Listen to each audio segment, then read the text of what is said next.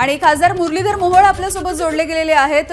मोहोळजी, सध्याची पुण्यामधली परिस्थिती अत्यंत वेदनादायी अशी दिसते आहे, कारण प्रचंड पाणी साचलेलं आहे। नागरिकांना कुठल्याच पद्धतीच्या सूचना केलेल्या नव्हत्या, काही सतर्क राहण्यासाठी सांगितलेलं नव्हतं। मध्यरात्री 3 वाजता त्यांची घरं अर्धी भरलेली आहेत। नाही, याच्यामध्ये सगळ्या धरणसाठ्यामध्ये खूप जी साखळी आहे धरणसाठ्याची, त्याच्यामध्ये कालपासून खूप पाऊस झालाय आणि आपण पाहतो की कोकण असेल, पश्चिम महाराष्ट्र असेल, पुणे जिल्हा सगळा सगळीकडेच खूप पाऊस झाला।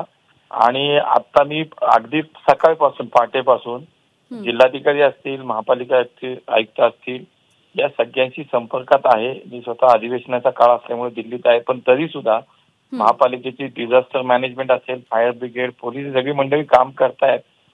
पहाटे 1 वाजता 25,000 क्युसेक्सने पाणी सोडलं गेलं।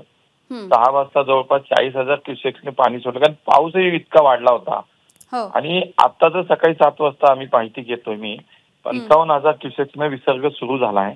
आणि स्वाभाविकपणे पुणे शहराच्या नदीच्या बाजूला असलेला सगळा जो भाग आहे, मग सिंहगड रोड असेल, पुलाची वाडी आहे, पाटील इस्टेट आहे, संगमवाडी, या सगळ्या जो लोलाईन एरिया आहे, या ठिकाणी निश्चितपणे आता सतर्कता बाळगली जाते। सगळ्या यंत्रणा काम करतायत।